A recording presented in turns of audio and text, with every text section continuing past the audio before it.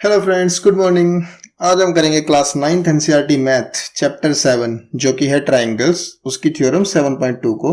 अपनी last video में हमने 7.1 को कंप्लीट कर लिया था और अगर किसी ने उसको नहीं देखा है तो उसका लिंक हमने डिस्क्रिप्शन बॉक्स में डाला हुआ है, आप उसे वहां से देख सकते हैं। तो क्या है थ्योरम 7.2, करते हैं शुरू। Angle opposite to equal sides of an isosceles triangle are equal.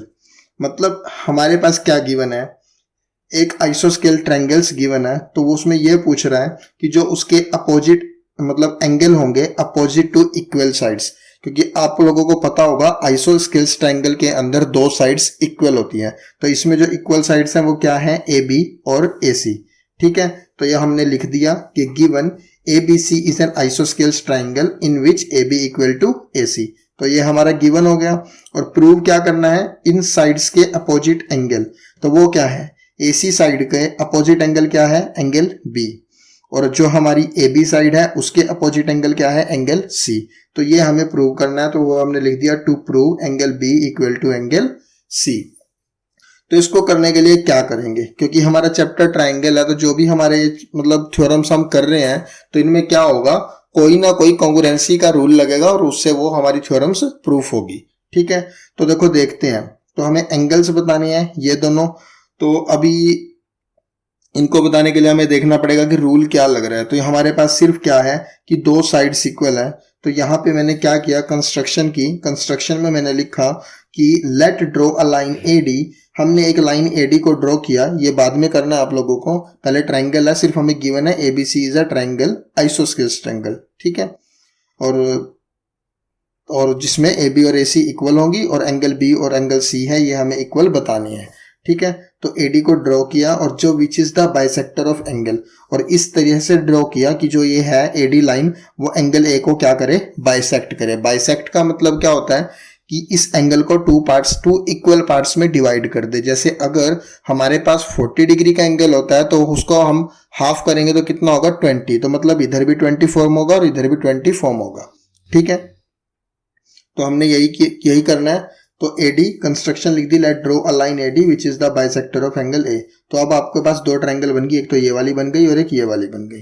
ठीक है, तो आप इसमें क्या करोगे, अब देखो मैं आपको पहले वैसे बता देता हूँ, फिर मैं लिख के बताऊंगा कि क्या है। तो इसमें क्या है, इन दोनों ट्रायंगल में ए बी डी में और ए सी डी में side A B equal to side A C, ये हमारे पास क्या है, देखो गिवन है। तो एक दूसरा ये हमने कंस्ट्रक्शन से किया है कि जिसकी वजह से angle B A D equal to आ गया सी ए डी के, यानी इस एंगल के। तो ये बाय कंस्ट्रक्शन किया तो मतलब साइड हो गई और ये एंगल हो गया उस साइड के। और तीसरा जो ए डी है वो दोनों ट्रायंगल के बीच में क्या है, कॉमन है। तो मतलब एडी की लेंथ दोनों में क्या होगी, इक्वल होगी। तो साइड एंगल साइड, तो इस रूल से ये दोनों ट्रायंगल हमारी क्या हो जाएंगी, कॉन्ग्रुएंट।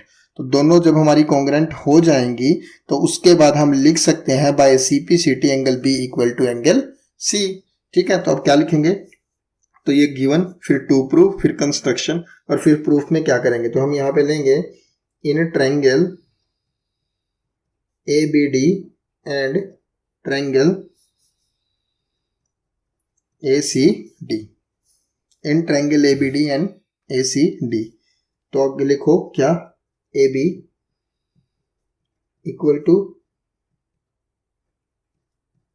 ए सी, ये हमारे पास क्या था, गिवन था। Number 2, angle B A D equal to angle C A D, ये कैसे लिखा, बाय कंस्ट्रक्शन, क्योंकि ये हमने अपने आप से स्टेप किया है यहाँ पे इन दो, ताकि ये दोनों ट्रायंगल मेरे पास क्या हो जाए, कॉन्ग्रुएंट हो जाए। तो angle B A D equal to angle C A D, और थर्ड चीज क्या होगी, ए डी।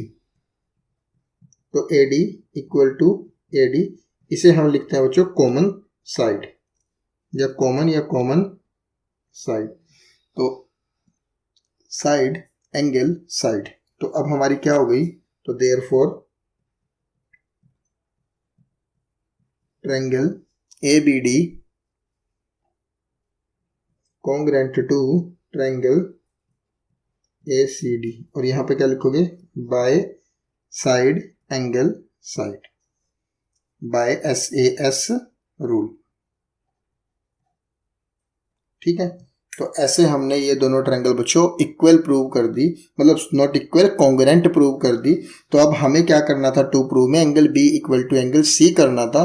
तो मैं बोल सकता हूं अगर ये दोनों ट्रायंगल कॉन्ग्रुएंट हैं और इनके ये पार्ट्स इक्वल हैं तो जो बाकी बचे हुए पार्ट्स हैं वो भी क्या होंगे, इक्वल होंगे। तो उस चीज को हम क्या लिखते हैं, अगर ये हो गया A B D equal to A C D तो मैं लिख सकता हूं therefore angle B equal to angle C, और इसका कारण क्या दूंगा, by C P C T. बस यही हमें प्रूव करना था, तो ये प्रूव हो गया। तो आगे हम लिख देंगे हेंस प्रूव्ड। ठीक है, तो बच्चों ये हमारी थ्योरम 7.2 कंप्लीट हो गई। अपनी नेक्स्ट वीडियो में हम अपनी आगे की थ्योरम 7.3 को करेंगे। Thank you.